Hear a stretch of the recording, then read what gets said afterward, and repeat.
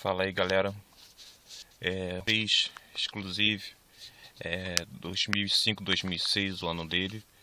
E desde que eu comprei, apresentou um problema na direção, que eu acredito ser caixa de direção, mas não tenho certeza.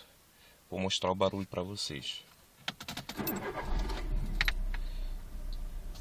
É sempre ao virar à esquerda, esse barulho tipo um tambor quando vira, ó.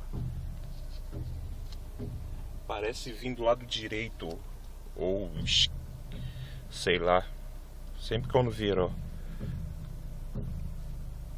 E sempre quando eu estou dirigindo lentamente, manobrando.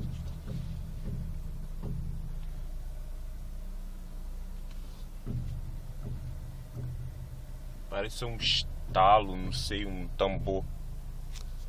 E é isso, se alguém souber a solução ou se realmente é a caixa de direção, só falar.